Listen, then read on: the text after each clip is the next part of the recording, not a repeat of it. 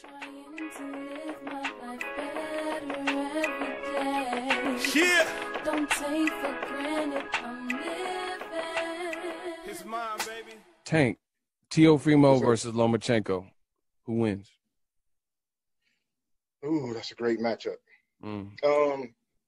With that one, I'm looking at it two different ways. You're looking at it from the tactical aspect of it, where you have a guy in Teofimo who is a young, strong, hard-hitting, very confident, ultra-confident, young, talented fighter going against a highly skilled fighter who has a boxing IQ. Everybody always talks about his amateur background, of course, but you know, from what we've seen so far, he's held his own in the pros. I personally don't think he deserves to be on the pedestal that they have put Lomachenko, with the amount of fights that he's had so far. Skilled out of this world, but you know, we got to see how skills work when the attrition kicks in, when the years kick in, when you're on fight 20, 25, etc. But with this fight, those two styles clashing is going to be interesting because Loma, he started late in his career, so he's a little bit older. This layoff, I'm not sure how the layoff is going to play a role in it with the quarantine and all, but it can go one of two ways. Teofimo can get in there and touch Loma with something, and Loma can get on his horse or start to move laterally and get on his bike and move around and outbox him, or Teofimo can hurt this guy and win enough rounds to get a convincing win. With me personally, I'm gonna give the young buck a chance. I'm gonna give Teofimo a chance on this one, just with all things considered, the layoff, the like I said, the styles, and he's a young buck, so I'm trying to see how is Loma going to be against a young active fighter. This is not a Nicholas Walter or a Guillermo Rigondeaux who's coming up. You know, how you gonna go up against a guy who's confident, thinks he can beat you or knows he can beat you, and is coming to fight. So I'm going to give the young buck a chance. Great thoughts. I appreciate it. You know what? I'm going to say something that it might shock some of you guys. I'm picking Teofimo. I think he can stop Lomachenko, bro. I really wouldn't be surprised at all. Like, I really think he's going to stop Lomachenko. And this is not a slight on Lomachenko. I rate Lomachenko. I think he's good. You know, he has a different, unique style. I think the only way that he doesn't like beat Lomachenko is if he go in there and freeze up and, you know, get starstruck in there. But I think Teofimo has to go in there and establish his power, make it a rough fight. Because when I look at Lomachenko fight, I think he was given a lot of credit based on his amateur merit and pedigree. You know, the 2 gold medals, but that's the amateurs and that's the pros. Floyd Mayweather got a bronze medal, even though he was robbed.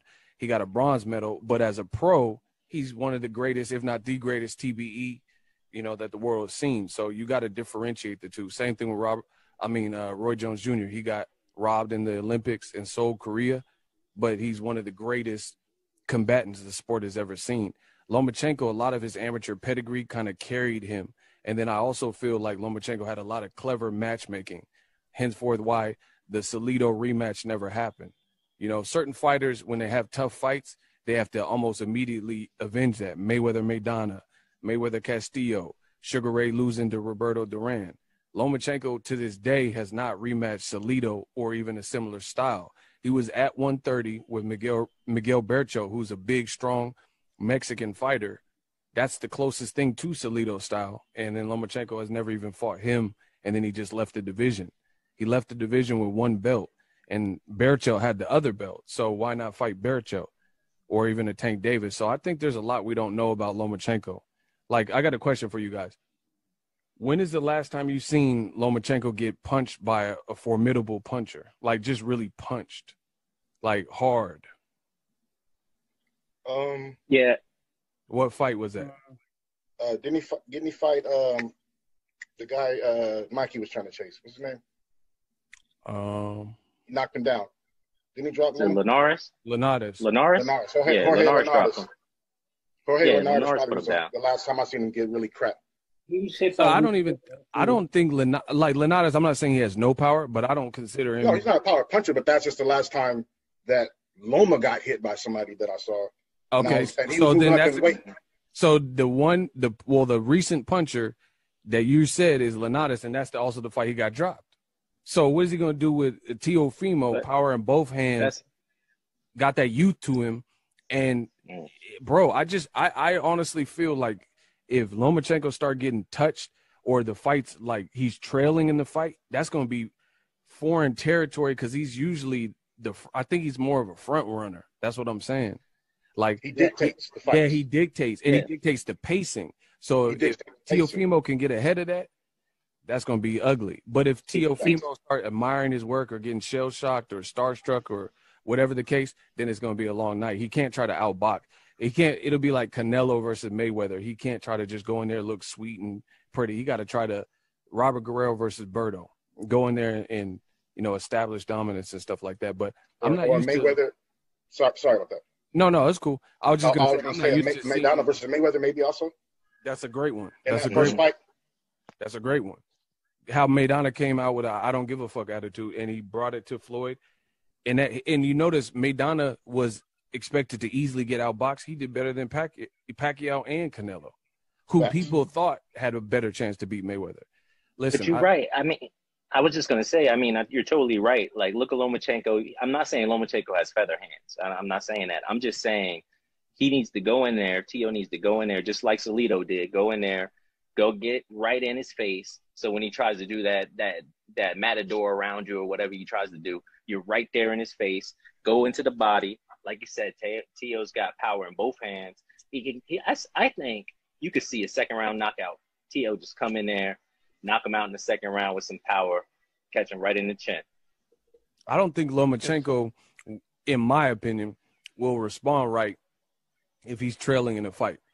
I think if he start tasting smoke, like let's say Lomachenko was down the first 4 rounds, that's foreign territory for him because there's no one he's really fought that he's easily losing the first 4 rounds. So I think if Teofimo gets off to a fast and responsible start, that's going to automatically put Lomachenko at a deficit that he's not used to.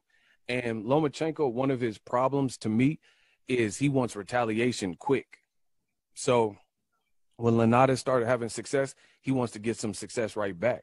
And at the lightweight division, I really don't know where his power is truly like. Like Tank Davis threw single shots and was badly hurting Pedraza at 130. Lomachenko threw every punch under the sun in round 11 and 12, and he couldn't stop Jose Pedraza. And I don't believe in a bunch of triangle theories, but you have to note little things like that at times. And, who is Lomachenko really stopped at lightweight? Anthony Corolla? That, I think Teofimo would have blasted him out ASAP. You know what I'm saying? That's just my Facts. Can I build on that for a second though, King? Also, that's a good point. Not only talking about if Teofimo can get up a couple rounds early in that fight, 3 or 4 rounds, and then seeing the mentality of Loma, how he has to face adversity for the first time. I will also go this route as well, Ego. What's going to happen when Loma gets in there with a guy who he can't intimidate? What's going to happen when he gets in there with the guy who he can't psychologically defeat with his matador tactics? You know what I'm saying? A part of the game plan, in my opinion, for Teofimo Lopez, I'm not just like you say, subscribe to the triangle theory. I don't necessarily subscribe to the theory of the puncher having to be able to get a knockout to win. I think that Teofimo and his dad, they can put together a game plan where he can cut the ring off when he needs to cut the ring off, press when he needs to press, rest when he needs to rest, and gauge the timing when he needs to gauge the timing and get his shit off. I'm sorry, I don't know if we can cuss on here, but get his work off. No, you can.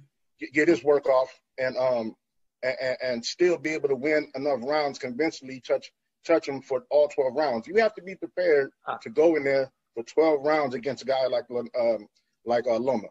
Maidana was prepared to go. Maidana was prepared to go 12 rounds. To go 12 rounds with Mayweather. Maidana didn't go in there to knock Mayweather out in the first fight, and it made for an entertaining and good fight. Even though we know that McDonald probably didn't win more than 3 or 4 rounds in that fight, it was still a highly competitive fight because of the approach that he took. I don't know. I think I disagree with you. I think I don't know. As the fight progresses, I think that's a Loma fight, right? I think the longer the fight goes, I think it plays into Loma's hands. I don't know if Teo has, because look, Teo was just talking about he was like 160, like right during the pandemic, right? So he's had to come down in weight. I mean, he looks good now, but you don't know.